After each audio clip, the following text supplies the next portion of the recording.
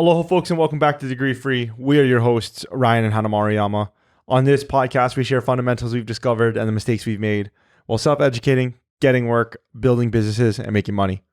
We'll tell you how to make it happen. No degree needed. Welcome back, everybody. We are always happy to have you on the podcast with us listening.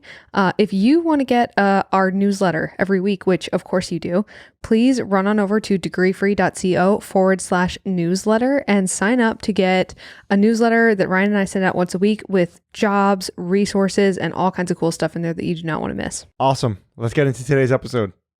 Today, we're going to be talking about 4 professional license jobs that pay over $60,000 a year. $60,000 a year.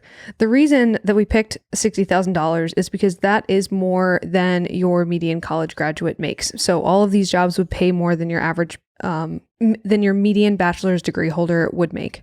And you do not have to have a college degree for any of them. And they're kind of interesting.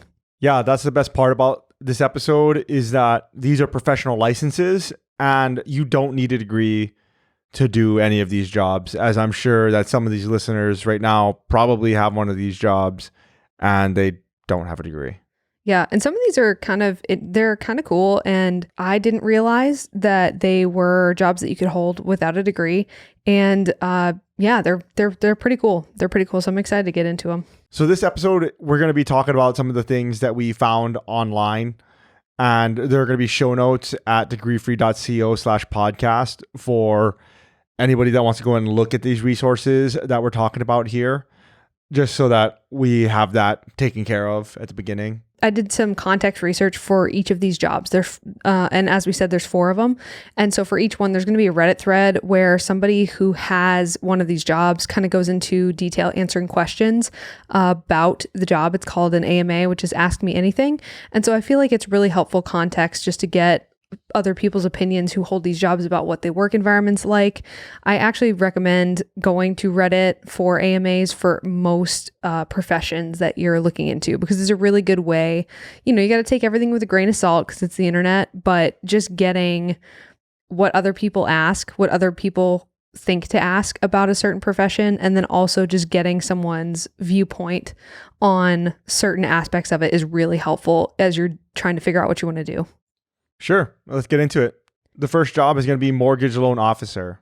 Median income, $63,000 a year. Interestingly, this one, the range was pretty high. So it's actually people that were entry level. I believe the lowest was like $42K, and it went up to well into the 6 figures for these, because it depends on how much you process. And you know a little bit more about this, about the loan process.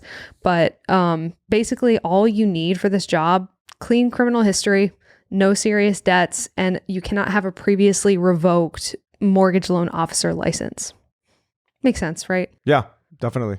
Yeah. So in the Reddit thread, what a lot of people said was that it's hard at the beginning. I think that you could probably say that for most jobs, right? It's difficult at the beginning. And then depending on the size of the company you work for, you may kind of go through a bit of churn at the beginning where they're trying to get more hours out of you. So the schedule can be kind of tough as you start. But then as you start closing more of these loans, your schedule gets lighter, right? Because basically the more you sell, the more anonymity you have. It does sound like some companies too, you're going to be responsible for your own lead generation. So depending on what sort of company you're working for, you may have to create your own type of digital marketing systems to find people that want loans in order to give them those loans. So it does sound like there is a heavy sales component. And by heavy sales, I mean, you're actually hunting down your own leads if the company doesn't give them to you. And sometimes even if the company does give them to you, you're going to have to do a lot of footwork in order to weed through them and find people that want loans. So can be hard, but the median income's pretty good. And a lot of people said that as the longer they were in it, the more specific their skill set got, the better they liked it. So again, pretty typical of most jobs, but interesting. Definitely worth looking into. Yeah, awesome. And so the second one is going to be insurance claim adjuster. So this one, median income, $64K a year. So the requirements do differ by state. 34 states require a license.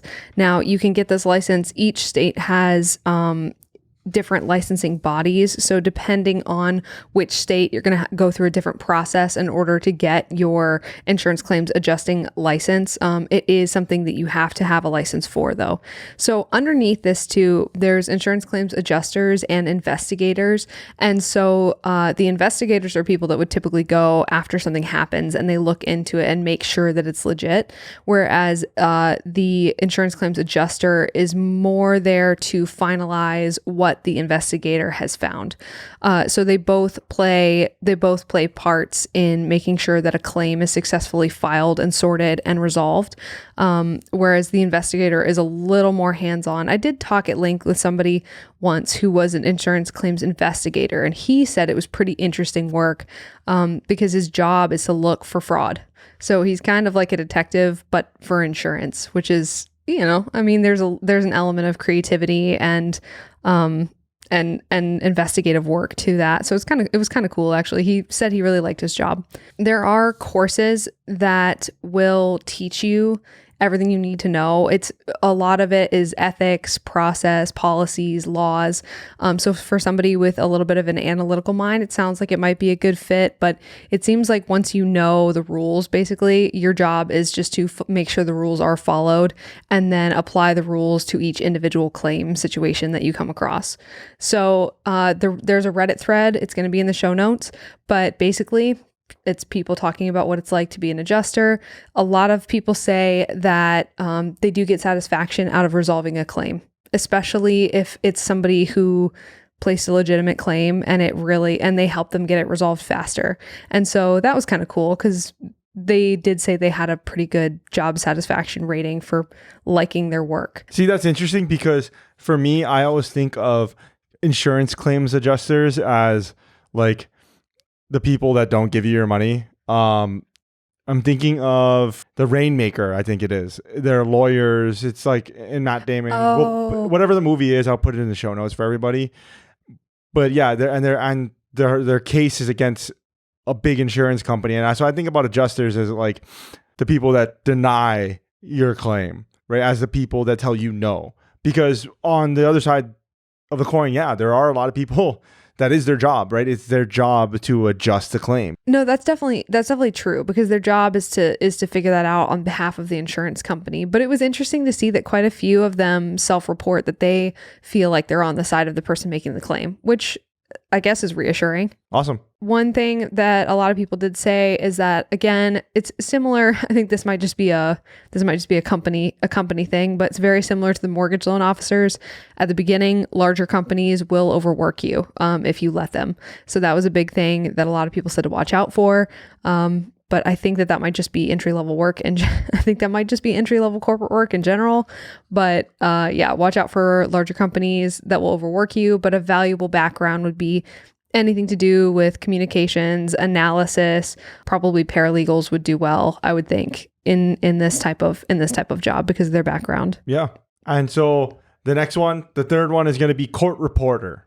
Speaking of paralegals, median income $60K a year. Very cool job. Very cool job. So court reporters, according to the BLS data, kind of also fall under stenographers. And it seems like there definitely is some crossover between doing stenographer work and being a court reporter in general. You do have to type at or above the median average of 41 words per minute. You do have to speak English fluently, and you must have good English grammar and spelling.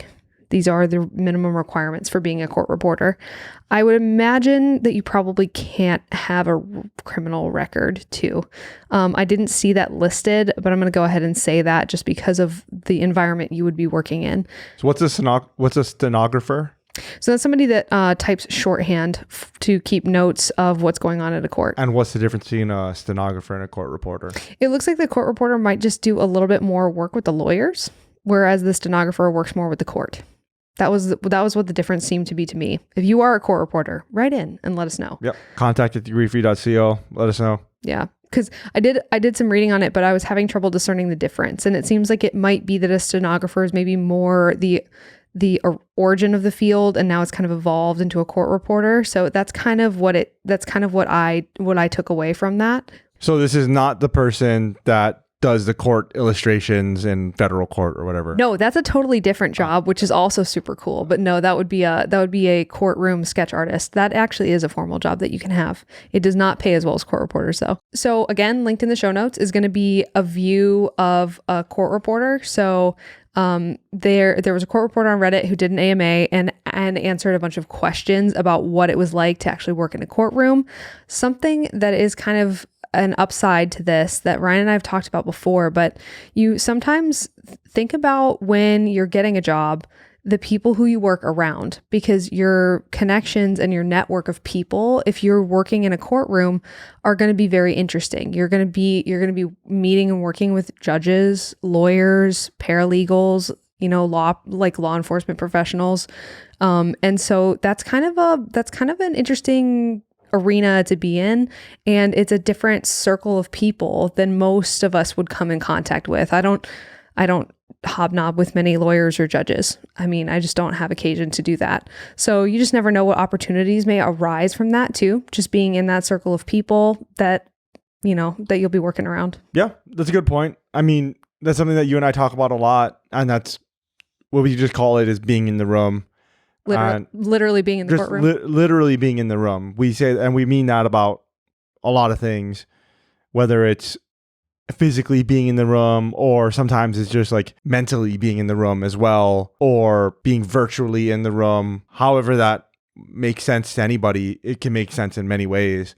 But yeah, this is a good way of just being physically in the room where you're rubbing shoulders or elbows or whatever the saying is, with people that are, I don't know, I want to say above you, but... Well, let's say well-connected. That's how I would view it though. Sure. Like judges and lawyers, I'm like, well, that's definitely far above me, but yeah, definitely more well-connected, I'm sure. And then the fourth one is going to be coroner. Yeah, this one surprised me. Median income, $61K.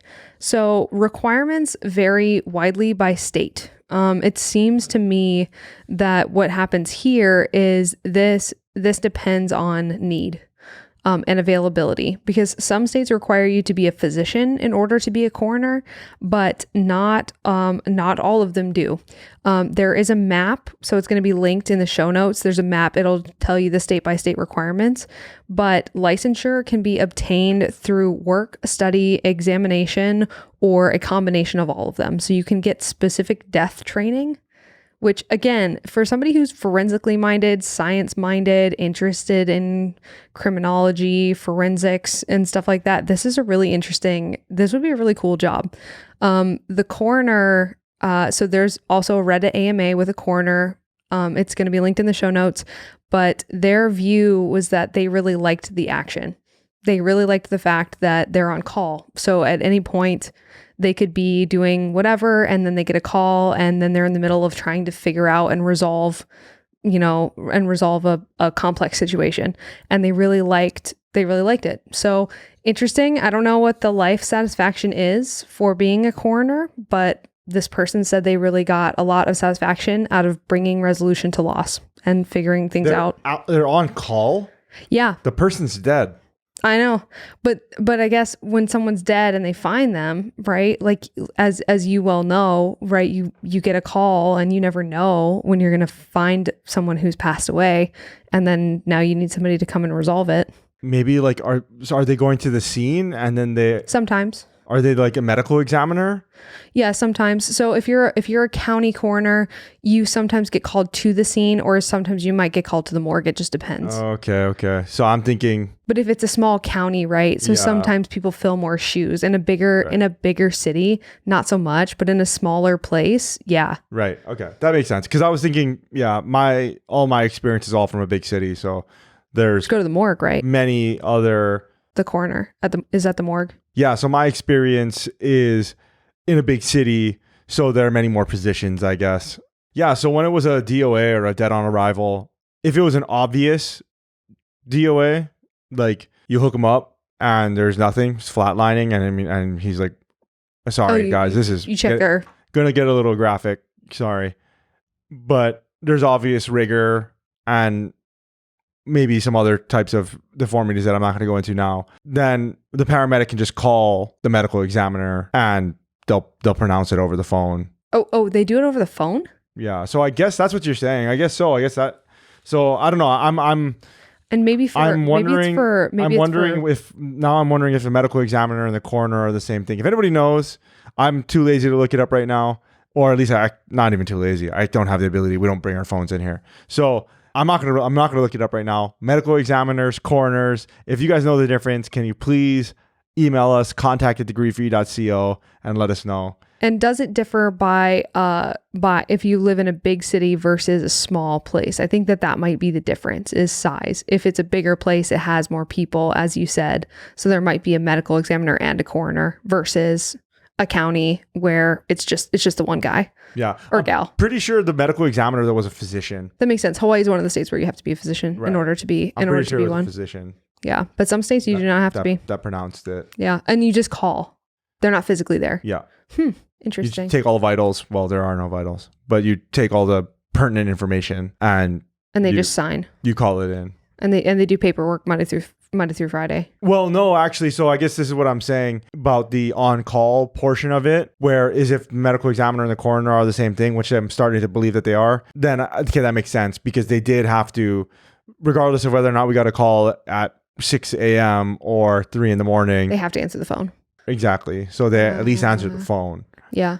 But our medical examiners never came out into the field. Yeah, it must just depend on where they are. Must just depend. Very interesting. Yeah, if you're a medical examiner or a coroner, let us know. We're very interested in how your job works. Absolutely.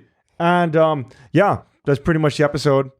Wanted to do a quick one, kind of talk about these 4 professional licensed jobs that you can get without a college degree. Mm-hmm. Pretty interesting work. Yeah, if any of these caught your attention, there's links to the state-by-state requirements in the show notes, as well as the AMAs to get some context if you're just looking into these jobs. We thought they were cool. Yeah, definitely. All right, if you want more like this, degree-free news, resources, job ideas, and other stuff, you're going to want to get our weekly newsletter. And that you can get by running over to degreefree.co/newsletter and signing up, because you don't want to miss it.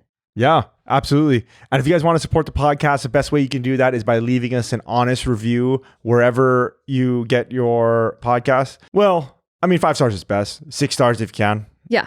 Yeah, definitely preferable. Right. Exactly. But yeah. Until next time. All right. Aloha.